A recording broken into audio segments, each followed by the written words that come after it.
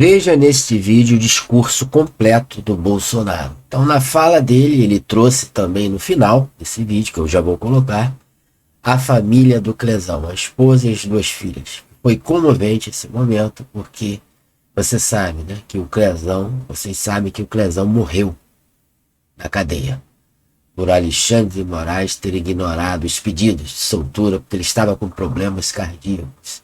E ele negou por 3 vezes. Então eu vou estar colocando esse vídeo da sua fala, né, do seu discurso. E ele disse uma coisa, já adiantando, coisa que eu achei importante, de que tudo que foi cobrado dele, acusações contra ele, caiu por terra. O caso da baleia, aquilo ali que parece até uma piada. O caso de cartão de vacinas, que ele nunca tomou vacina, porque ele foi acusado de ter forjado cartão de vacina. E o caso último agora das joias e dos relógios. Então tudo caiu por terra. E aí ficou essa fumaça, diz ele, do golpe, que também há outras, né, narrativas que estão colocando na conta do Bolsonaro. Bolsonaro é honesto, não tem nada que venha denegrir a sua imagem. Vamos assistir a fala completa de Bolsonaro. Bom dia, meu Rio de Janeiro! Bom dia, meu Brasil! Eu confesso que hoje está sendo um dos dias mais difíceis da minha vida. Porque nós vamos falar aqui sobre a vida de inocentes.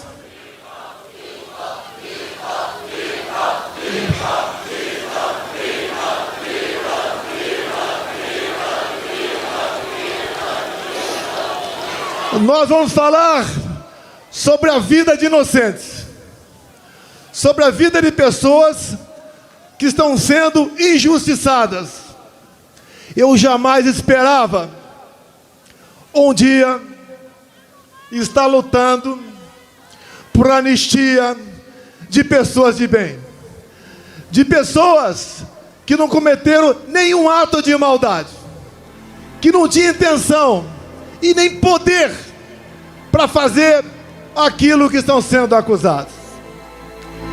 É muito comum seus governadores, Tarcísio, Mauro Mendes, Cláudio e Jorginho. Aqui nós sempre dizemos que defendemos as mulheres. Qualquer coisa contra uma mulher é uma polêmica enorme no Brasil. E obviamente, mais que a defesa, devemos ter consideração com as mulheres. E olhem só, eu vou citar o nome de 5 mulheres aqui. A primeira, Débora dos Santos, está 2 anos em prisão preventiva. Está sendo julgada nesse momento em plenário virtual. Todo mundo está esperando mais uma condenação, com uma pesada pena. Eu peço a Deus que isso não ocorra. Temos também a senhora Valdete Ferreira, 73 anos de idade. Condenação, Cláudio Castro, 11 anos de cadeia. Temos também a senhora Iraci Naguchi, 71 anos de idade. Condenação, Tarcísio, 14 anos de cadeia. Temos aqui de Santa Catarina, Jorginho, a senhora Fátima de Souza, 67 anos de idade. Condenação, 17 anos de cadeia. E a última aqui, eu cito Mauro Mendes, que é de Mato Grosso, mas a senhora do Ceará, senhora Francisca Eudete, 62 anos de idade. Condenação, 13 anos de cadeia. E mais dezenas de condenações. Homens, avós, jovens mulheres, mães que acordam e dormem sem dar um beijo nos seus filhos. Como faltou aqui agora, como havia combinado com o Bruno Scheid, trazer uma senhora de Ji-Paraná, Rondônia. Essa senhora tem 6 filhos. O mais velho, 10 anos. O mais novo, 10 meses. O marido, um caminhoneiro, que chegou num frete de Rondônia, naquele fatídico domingo de 8 de janeiro, lá em Brasília. Tomou um banho e foi para a esplanada. Acabou sendo pego. Condenação, 14 anos de cadeia. Essa senhora com 6 filhos teve seus vencimentos como servidora de Rondônia bloqueados. Vive de favores. E esse homem está foragido. Talvez esteja na Argentina com dezenas de outros patriotas. Eu jamais pude imaginar um dia na minha vida que teríamos refugiados brasileiros mundo afora. Até há poucos anos, a gente não sonhava em passar por uma situação como essa. E estamos passando.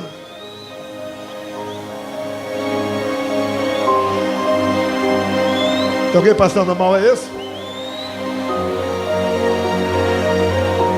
O bombeiro, por favor. Aquela senhora que está em pé ali, levantando a mão, tem uma pessoa que está passando mal ali, por favor.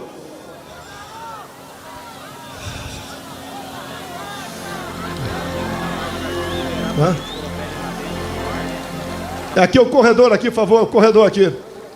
Só abrir um corredor aqui, por favor.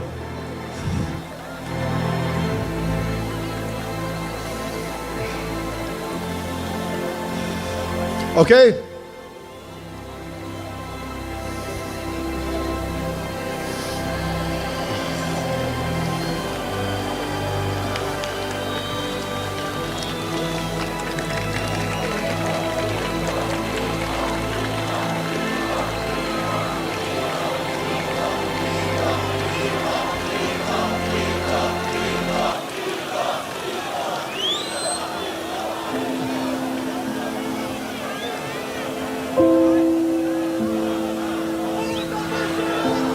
Abre o corredor que vai ser transportado aí.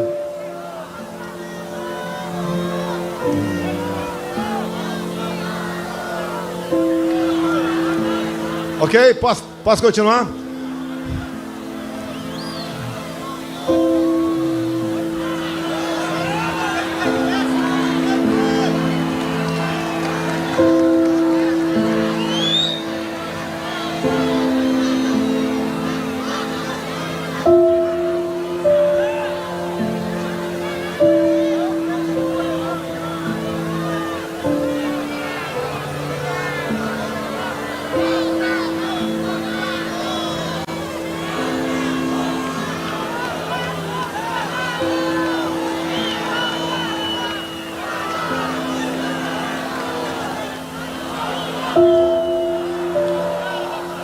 Essa senhora aqui, tem mais alguém? Está atendendo. Tá atendendo ali.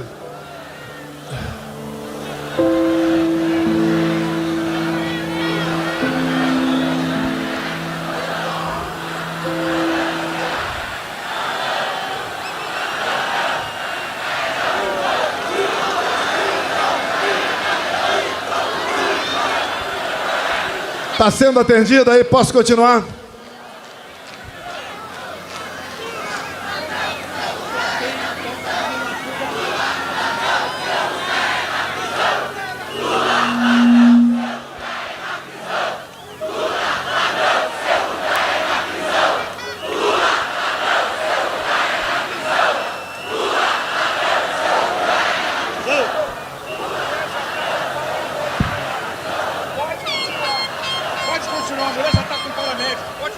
Serviço médico já está presente.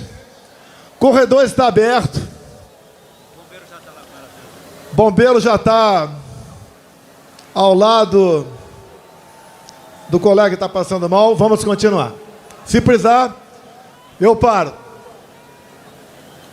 Uma pessoa é importante para nós. Vida e liberdade se confundem. E entendo que a liberdade é tão importante quanto a própria vida. Que uma pessoa sem liberdade não vive. Essas pessoas, essas senhoras, já idosas, todas mais novas do que eu. Porque na sexta-feira agora, eu chego nos meus 70 anos de idade, se Deus quiser. 70 anos bem vividos. Algumas tribulações, mas a satisfação e a consciência de estar ajudando o seu país a sair da escuridão. Essas pessoas que eu citei aqui, senhoras idosas, acusações, entre outras, dano qualificado, elas têm força para quebrar alguma coisa? Tem alguma imagem de uma delas quebrando alguma coisa? Por que nós sabemos que a pena tem que ser aplicada a quem realmente cometeu aquele dano? Uma outra, associação criminosa armada. Essas senhoras, foi encontrada alguma arma com alguém no dia 8 de janeiro de 23? Uma outra,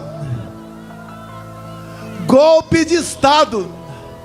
Como disse há poucas semanas no programa Roda Viva, ministro da Defesa José Múcio, golpe de Estado é o povo, forças armadas e uma liderança. Quem é a liderança ou quem foi a liderança dessas pessoas?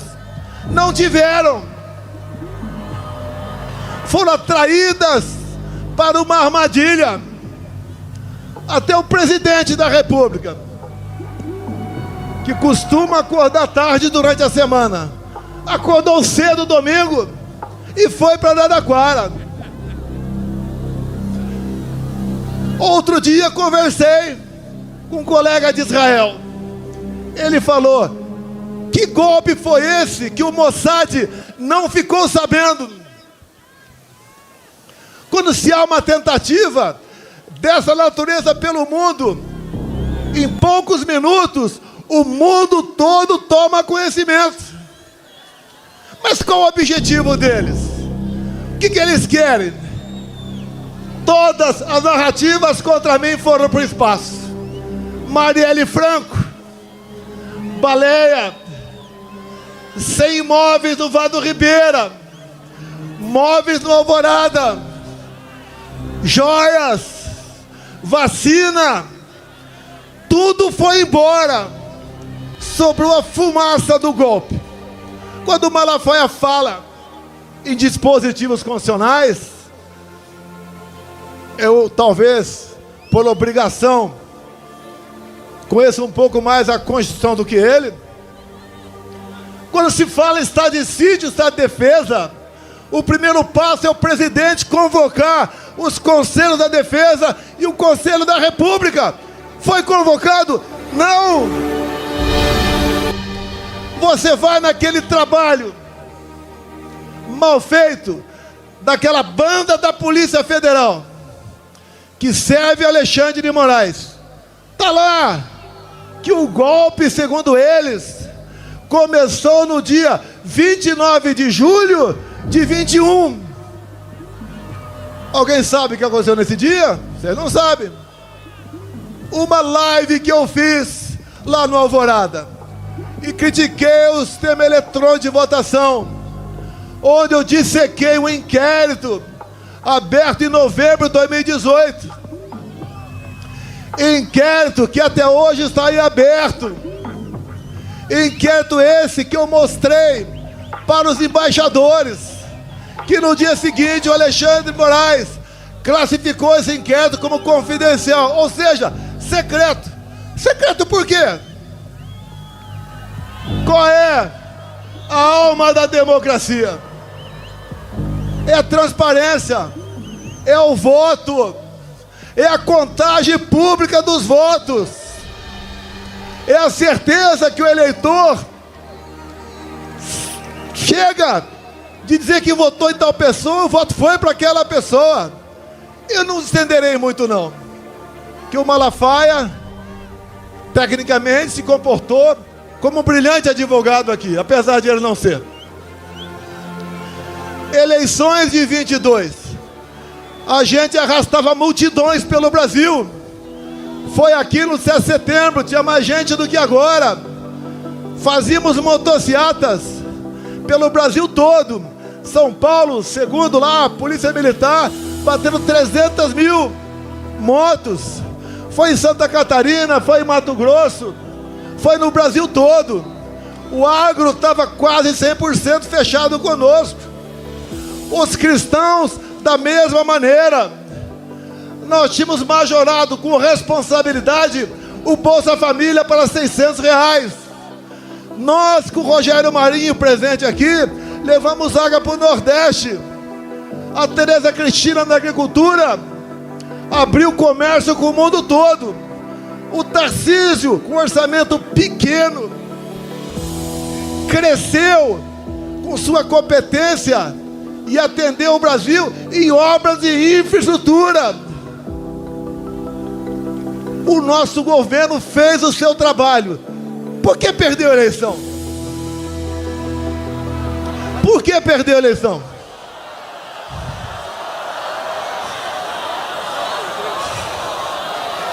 Será que a resposta está no inquérito 1361, secreto até hoje?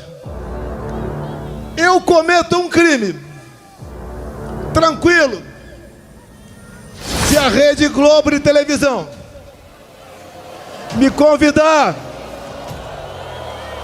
para, a exemplo do que tive no Flow agora, 3 horas ao vivo,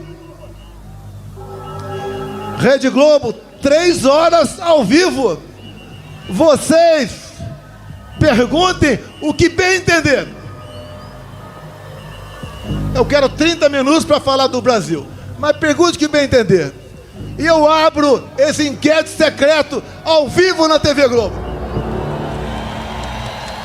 Não sei se meus advogados conseguirão esse inquérito, mas se a divulgação do inquérito foi o início do golpe, o povo tem que saber o que está nesse inquérito.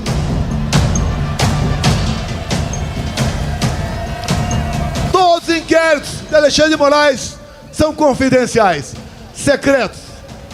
Ninguém pode saber de nada o que está ali. Ele começou a investigar o presidente da República em julho de 21. A PF não pode investigar o presidente. E não tinha um fato definido. Era um inquérito secreto, originário daquele outro, do fim do mundo. Nos acompanhava 24 horas por dia. O que eles queriam com isso? Minar a presidência da República. Não queriam que a gente continuasse. E houve sim mão pesada do Alexandre de Moraes por ocasião das eleições de 22. Por exemplo, segundo decisão dele, eu não podia mostrar a imagem do Lula defendendo o aborto. Eu não podia botar a imagem do Lula defendendo ladrões de celular, dizendo que isso era para tomar uma cervejinha. Eu não podia mostrar a imagem do Lula com ditadores do mundo todo. Eu não pude mostrar o Lula em 2009 no Irã defendendo o enriquecimento de urânio para aquele país, e o Lula dizendo que era para fins pacíficos. E nós sabemos, o que o Irã sempre quis foi varrer Israel do mapa. Eu não pude mostrar imagens do 7 de setembro. Eu não pude mostrar imagens do cortejo fúnebre da rainha da Inglaterra. Eu não pude mostrar trechos das minhas falas por ocasião da ONU. Ele fez uma campanha para menores de 16 e 17 anos tirar título. E essa garotada dessa faixa etária, a tendência é sempre votar na esquerda. Mais de 4 milhões de votos aí. Pelo menos 2 milhões para o outro lado. Nos foi retirado 1,5 milhão de inserções de rádio por ocasião das eleições. O outro lado podia fazer tudo. Me chamava de misógino, de fascista, de nazista, até de pedófilo os caras me chamaram. De assassino da Marielle Franco. Podia tudo. E nós vimos de uma pandemia e de uma guerra. E nós demos tudo pelo Brasil. Se não fosse a excelente qualidade dos meus ministros e teus assessores, o Brasil tinha afundado na economia. Mas foi diferente. Atendemos os mais humildes com auxílio emergencial. Compramos 600 milhões de doses de vacina para quem quis tomar. Não exigi de ninguém. Não cobrei cartão vacinal. E o mundo está vendo agora o que foi aquele período, em especial, um relatório do Congresso americano de 500 páginas sobre o assunto. A verdade dói e pode tardar, mas ela não falha. Essas pessoas que estão presas, homens e mulheres, idosos, jovens mães, esse é o motivo desse nosso encontro aqui hoje em Copacabana. Mas o que eles querem no final das contas, como o ministro disse há pouco tempo, nós derrotamos o bolsonarismo. O que eles querem? Como viram que a questão da inelegibilidade dá para ser alterada, afinal de contas, me tornaram inelegível. Por quê? Pegaram dinheiro na minha cueca? Alguma caixa de dinheiro no meu apartamento? Algum desfalque estatal? Porque me reuni com embaixadores. E a outra, porque subi no carro de som do Silas Malafaia. A primeira, abuso de poder político. Não ganhei nenhum voto com aquilo. A outra, abuso de poder econômico. Não gastei nem um centavo com isso também. O que eles querem? É uma condenação. Se é 17 anos para as pessoas humildes, é para justificar 28 anos para mim. Não vou sair do Brasil. A minha vida estaria muito mais tranquila se eu estivesse do lado deles. Infelizmente, quem prejulga e julga e faz maldade contra o povo, não posso estar do lado dessas pessoas. Escolhi o lado mais difícil, o lado do meu povo brasileiro. Não tenho obsessão pelo poder. Eu tenho paixão pelo meu Brasil. Se algo na covardia acontecer comigo, continue lutando. O que eles querem aqui no Brasil é fazer igual a Venezuela. Lá foi implementado o voto impresso por pressão do governo Biden. E a primeira vez que teve eleições com voto impresso lá na Venezuela, o que aconteceu? Primeiro, o Maduro tirou da sua frente a sua oposição. Tornou Maria Corina e Capriles inelegíveis por 15 anos. Com a acusação? Atos antidemocráticos. Alguma semelhança com o Brasil?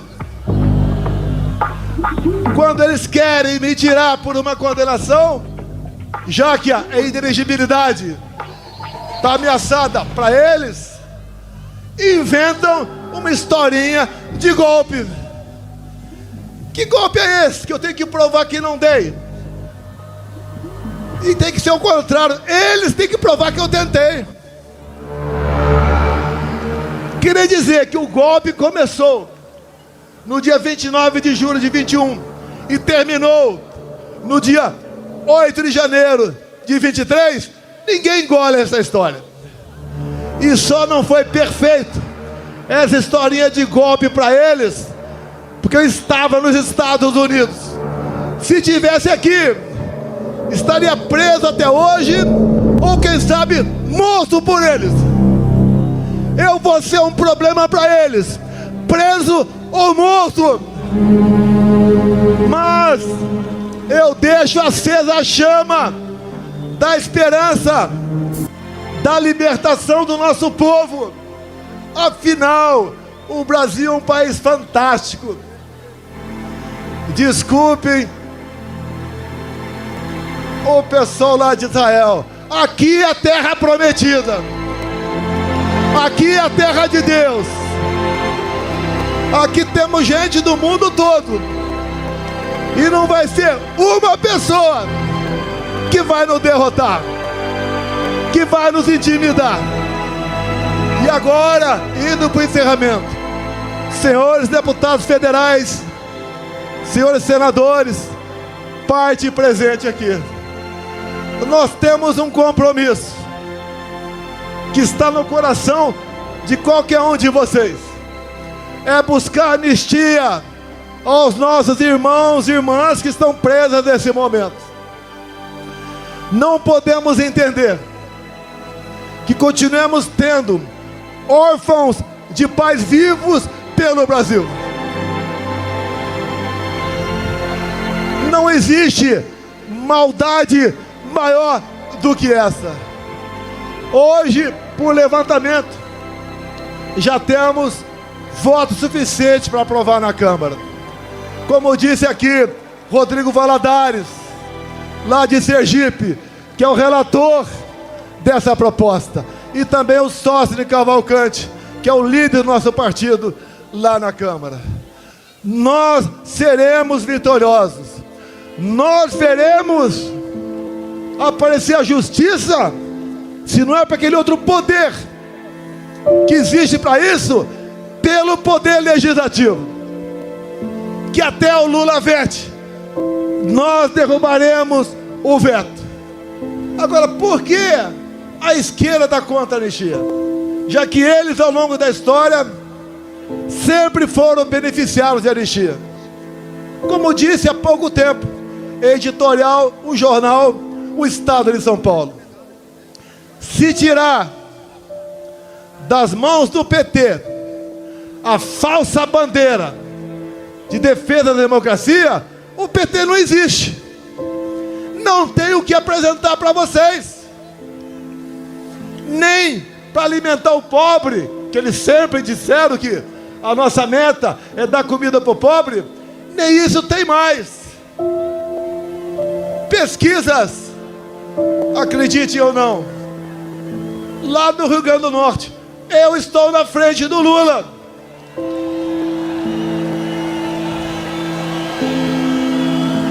Indo para o encerramento, façamos comparações. Compara o nosso governo de poucos anos com o atual. Dá para comparar. Dá para comparar. Na infraestrutura, o atual ministro do PT com Tarcísio de Freitas. Cadê o Jorge? Dá para comparar aquele ministro taradão, quem diria, ministro dos Direitos Humanos. Dá para comparar o taradão com a Damares. Dá para comparar o atual ministro da Agricultura, que está fazendo o preço explodir pelo Brasil, com a Tereza Cristina. Na economia, dá para comparar o Haddad com Paulo Guedes. Dá para comparar Janja com a Michele. dá para fazer comparação com esse governo. E a gente se pergunta o tempo todo: quem tirou esse cara da cadeia? Quem anulou os julgamentos? Quem trabalhou no escurinho do cinema para colocá-lo na presidência da República? Esses que fizeram esse trabalho dizem: salvamos a democracia. Essa democracia que está vivendo com prisão de inocentes, com tortura em cima de depoentes, com ameaça de censurar as mídias sociais. Sem liberdade de expressão não tem democracia. O trabalho não é fácil. Alguns querem rapidez, mas creio que o que está acontecendo vai servir de musculatura para todos, para que nós brevemente possamos dizer aqui no Brasil: eu vivo num país democrático.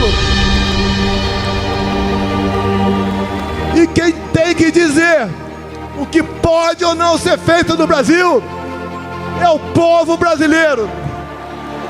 Nós somos escravos da vontade de vocês.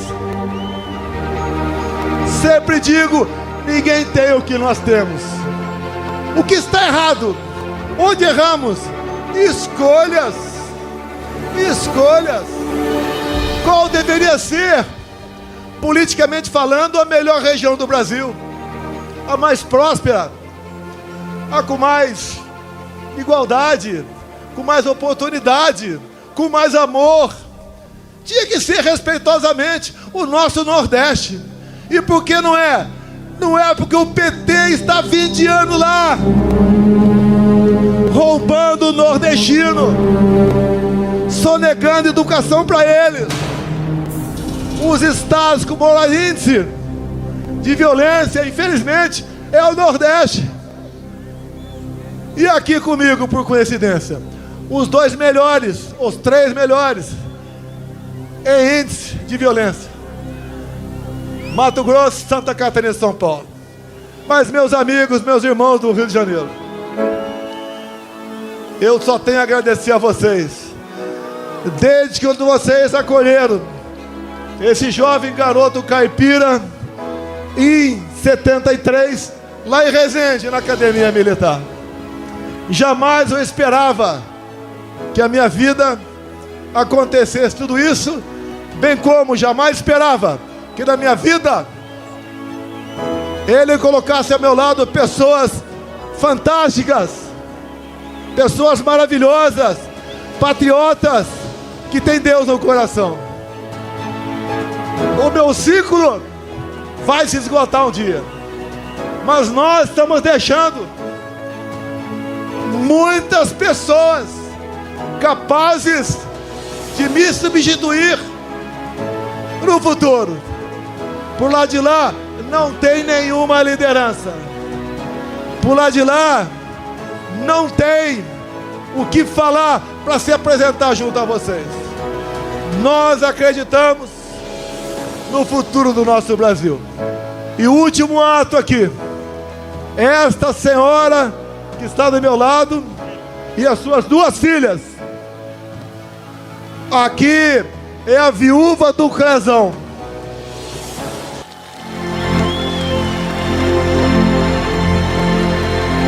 Ao seu lado aqui as 2 filhas. Uma família que tendo em vista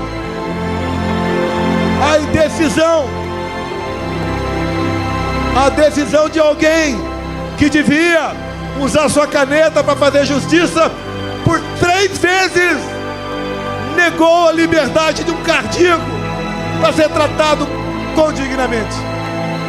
O Crezão acabou falecendo dentro do presídio em Brasília. É inadmissível isso daí. E por uma questão pessoal, luta pelo poder. Eles não derrotaram, nem derrotarão o bolsonarismo.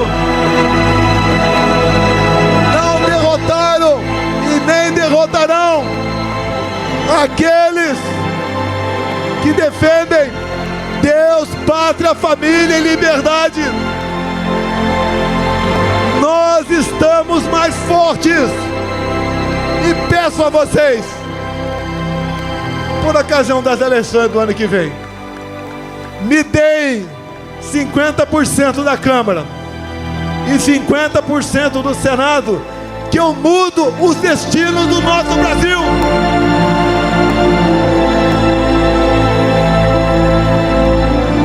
Tenho certeza, e deixo claro aqui, esse 50% aqui, Mauro Mendes e Tarcísio, não é PL não, tem gente boa em todos os partidos. Eu, inclusive, há poucos dias, tinha um velho problema e resolvi com o Kassab em São Paulo. Ele está ao nosso lado, com a sua bancada, para aprovar a anistia em Brasília. Todos os partidos estão vindo. A população cada vez mais está consciente da maldade que foi e que está sendo com os presos de 8 de janeiro. Vai ser uma data para ser esquecida para sempre.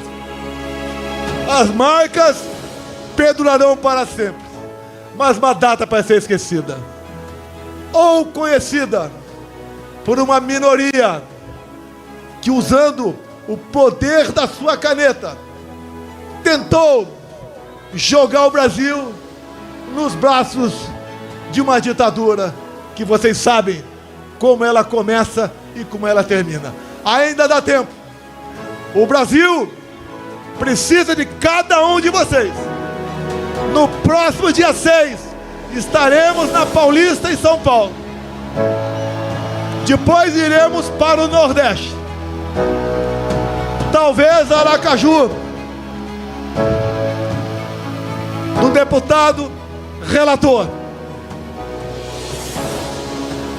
E assim nós vamos ganhando força, e com a verdade ao nosso lado, vamos mostrando que o Brasil tem sim de verdade. E dizer àqueles que não gostam de mim, lá de Brasília: eleições sem Bolsonaro é negar a democracia no Brasil. Se eu sou tão ruim assim, me derrote. E uma esperança para nós: o TSE, Tribunal Superior Eleitoral, por ocasião das eleições do ano que vem, será um tribunal isento, diferente daquele que conduziu as eleições em 2022. Muito obrigado a todos vocês. Obrigado a Deus pela minha segunda vida. Obrigado a esse povo maravilhoso que cada vez mais se interessa por política, que cada vez mais fala em valores e princípios. Para esse povo que está mudando o destino do nosso Brasil. Muito obrigado. Brasil acima de tudo. Brasil acima de tudo.